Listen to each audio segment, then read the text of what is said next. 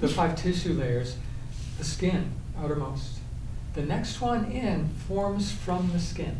Starts as skin, has identity as skin. It's ectoderm, outside ectoderm skin. But it's called neuroectoderm, neur as in neuron, as in the nervous system. And it forms along the back side. We have a front and a back now. Not only a head and a tail, the first, but a front and a back. And we're receiving physical nourishment, the protons, the matter, through the front. What are we receiving through the back? Light, sensation, which is vibration, it's information, it's carried by light. And it's that light is carried by the electrons, so electrophotonic, energetic, electromagnetic. Electrons and photons are both electromagnetic energy. In fact, I just, in this past week, came across a model that I love. It's brilliant, and it totally makes sense and fits with the accepted views. Is that an electron is a photon that's folded on itself. It's instead of doing this through space, it's doing this wrapped in a loop twice on itself. So in one spiral, it goes 2 times around the track. It's a little ring. It's a little ring of light. And so it can carry other light with it and emit that light. So it has orbitals. It has resonance. It has frequencies all the way, like we do all the way up and all the way down. There's frequencies that are harmonic that actually move it to another level of function, like Nobel Prize winner Albert Szent-Györgyi is famous for saying. So that's kind of important. If we want to, let's look deeper in the system and lay out the layers. So the nervous system forms by the neural tube. Picture a valley forming along the back, along the spine, where the spine's going to be, from the brain to the tail. And it forms a valley. The valley gets deeper, and then the top seals off, and now you have a tube.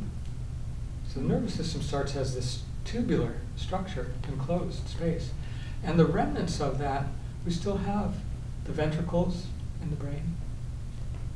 Right? We've got the space of cerebrospinal fluid around the spinal cord, continuous with the fluid is mostly produced in the brain, in the cells that line those ventricles. Interesting structure, I think it's going to turn out to be very important in terms of the spirit and even the consciousness. The ventricles in the brain are laid out like an antenna. And that's something I'm going to be reviewing because I've seen the concept way back, and it made a lot of sense. That it's an antenna function. It's a fluid that's a plasma in a biological sense, which the physics concept of a cosmological concept of plasma is named after this plasma because they're similar. This is in a liquid phase, and that's in a gaseous phase, but they're both ionic fluids. They both carry. What is it an antenna for? An antenna for the marbles, for the electromagnetic energy, the light playing on those clear glass marbles, and marbles of different colors. If you have the electrons around an atom of iron absorb in the green frequency, so they look red to us, right? And that's going to stay that way as long as that electron is attached to that iron. And magnesium is going to be a different color. That's how we identify matter in the laboratory, is by the electronic resonance of whatever proton community, whatever atom, whatever mineral is holding those electrons together. Or with a compound where you've got this big carbon magnet nucleus, and you've got way over there this smaller hydrogen one that's just a single proton, and another hydrogen, and that's you're building a carbohydrate, a carbon. If you have another carbon, you're building an organic molecule, like living systems are built out of, and they have the carbon and then hydrogen and oxygen. There's nitrogen, sulfur, and now you have a molecule that's built up that may be made of tens of thousands, hundreds of thousands of those little magnets. You call that a protein, primarily.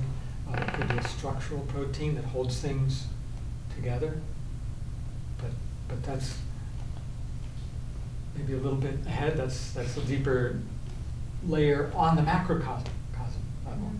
We have these layers of functionality on the cellular level too. The cellular cytoskeleton, the skeleton inside the cell, which there's a model, Penrose-Hamerhoff model of consciousness is the only one that's proposed an adequate number of memory storage devices in the human brain. And they say it must be the microtubules, the cytoskeleton, the structure. It's these tubes filled with water. There's evidence that when the spirit minerals are present, that water becomes 10,000 times more conductive. Because the condensate minerals are in this case, in a gaseous form, they're a superconductor.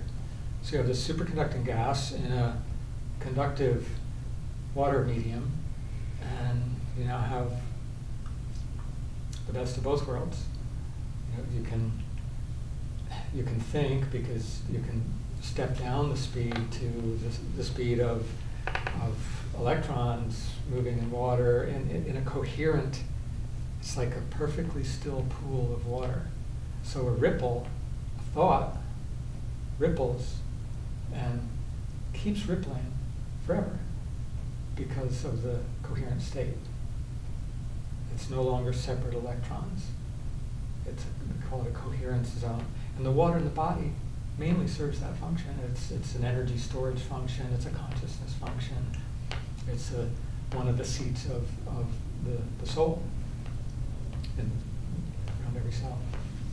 So we started from the skin, and we went to a branch of the skin that's a branch of that sensing, relating mechanism. Said, I'm going to have a sanctuary so I can remember, and it formed a tube for memory. And we have a theory that says, well, on the microcosmic level, those tubes inside every cell in our brain are doing that too. They're stored to sense, to feel, to think, to remember, to will, to choose, to program the energy flow and function of the entire system on a conscious level. And so the next layer deep is that when we form a sphere, the two ends invaginate. And they meet. So you have now a donut shape. We have an opening through the middle.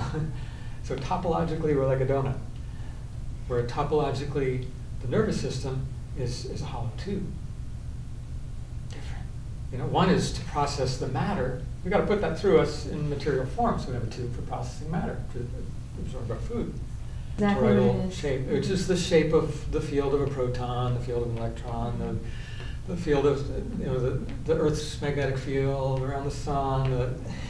It's what this is about. It's about these toroidal fields that have direction, that have spin.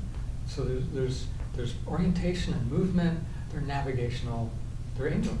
We are made of angels. Therefore, we're angels in the sense of there's a hierarchical cellular structure. Now, the angel of our physical body is absolute lord over the protons, and maybe that's like really local, and yet in symmetry we know there's, for every one of those protons there's an antimatter particle, and yet cosmologists and physicists, chemists can't find them anywhere. They're not here. I mean, you can see one or two, you can make them, under certain circumstances, they can show up and be visible, to physics. But an antimatter proton and a proton come together and they call it annihilate each other. Well, they don't annihilate each other because they can come back. We can see the ether and they can come out of the ether. So they weren't annihilated, they just disappeared from our dimension, our dimensionality, from our image in the mirror. Because so where the antimatter is, as I'm seeing it, is the other side of the mirror, which is actually the reality. Yeah. Does that relate to the toroidal shape of us as we're developing as a fetus? Yeah, because our toroid isn't alone here.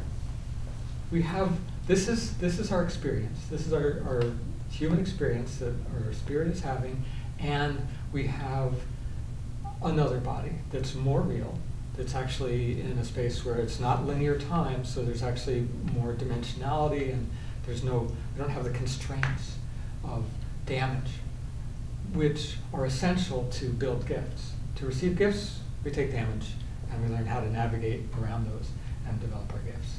So it's one coin, two sides. That's why we're here. We're in this timeline, we call it. But as I'm seeing the mathematics of it, the source, we don't know, we have clues from looking at the Big Bang cosmology. We now have developed the tools to see that cellular structure that's uniform and spiral and polarized. It's the yin-yang, the Taoist description is right there, front and center in the cosmos as we can see it in the microwave. The skin being by its nature, it has these openings in it, right? But an opening for the nervous system that seals back up. But it's to seal, it's to enclose. So it's like the cell membrane. The nervous system comes off, and that includes the endocrine system. So our hormones, even though the cell might be in the thyroid or the adrenal, they start in this tissue where the skin meets the nervous system, called neural crest tissue, and they migrate with the melanocytes that receive light in the skin and build themselves out of neurotransmitters, their communication cells from that communication system. And but they're light communication. They're eyes. Those are absolutely eyes. Has a phosphor that absorbs light. And what is it? It's neurotransmitters. Okay. Right. So we feel light on the skin. We now know we don't just feel infrared heat, we feel light. If we take out all the infrared, we still feel warmth. Well, no, there's no heat there. Yeah, there is. We absorb that visible light, and our body says, that's nourishment, that's good, I want that. Unfortunately, the third system in this gut tube, how we absorb our food, is genetically adapted to a natural environment where when you taste a fruit and it tastes sweet, it's ripe, and all of the nutrition is ripe, not just the sugar. When we remove the sugar from the minerals, the vitamins, the enzymes, the biological cellular water energy, the spirit minerals of that plant, and now we just have a sugar molecule. It's a ring shape, like the electron, like the light carrier, and it is, but it's devoid of the nutrition it needs to be processed without being nutrient depleting. So it's I call it a weaponized food. It's devoid of spirit, which would sit in the middle of that ring as a sanctuary that's protected from electromagnetic fields. It's what it likes to do. The plasmas and the condensates like to shield themselves. The plasma can shield the electrical, and the condensate can shield the magnetic. So together, we've got a perfect spiritual structure. And we see it in the cosmos. Between galaxies, there's these tubes that carry electricity, and we know how they work from laboratory physics and plasma physics, that they'll form double spiral, like the DNA, double spiral helix that carries electric current and forms a magnetic field, and it shields itself from the environment. It's quite stable, but yet it's shaped like a blood vessel and can move like a biological thing. Like a plasma sphere, a Tesla coil, you know, and it moves and changes. It looks like a living thing. Mm-hmm. And that's exactly what brought the plasma physicists who named the state of matter to that name is, well, it looks like it's biological. Look at that aurora borealis. It's gorgeous, it's beautiful, it's life. It's colorful, yeah. And it's electric current. It's like, I can't overemphasize the importance of electric current from the earth, letting our bodies be grounded as they're designed to be genetically, how adapted are our bodies to living in an electrical isolation. Mm-hmm. And then in fields of 50 hertz or 60 hertz, or those are the dominant ones. We know we can measure the 50 and 60 hertz in the ionosphere around the planet, depending on which one is being used for power distribution. That's how the Earth cell is resonating. Is that good? These are stress frequencies. They're not harmonic frequencies with life. They're disharmonic frequencies. They make us less conscious, less healthy.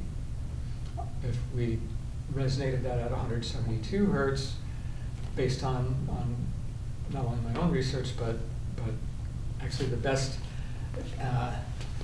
best form of support that I could imagine is actually epidemiological, looking at, well, whoever applied this, who lived by this, how did that work out, And when looking for references on the 172 hertz, I found that in ancient China and I found also in Tibet, for a period that they called 1,000 years of peace, so it was a period of harmony and coherence, they recognized 172 hertz as the most important thing in the realm. The 170, the standard, the metric standard was kept always in the sanctuary of the emperor, never taken out of the sanctuary.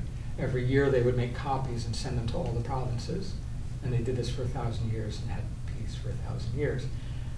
Okay, I buy that works for my model, and I didn't know that. Don't you love finding all these pieces that just love finding the pieces. support exactly what you were saying? Yeah, it's my great challenge and so my great gift to overcome, the way my mind works and doesn't work. I was dying of mercury toxicity when I was younger, and found out with less than 10 years to make a course correction. Mercury is changeable. It's mercurial. That's what the word means. That's why we used to make thermometers out of it. The reason we don't make thermometers is it's toxic. If you break that mercury thermometer in a bedroom with wood floor and you clean it all up and you think, oh, that's just dandy, if that were a workplace, it would be illegal. It wouldn't meet OSHA standards for about 15 years. Oh, wow. So, we've been exposed. We have, again, if you leave it in the ground, in the cinnabar, and the ancient Chinese would use the cinnabar as medicine.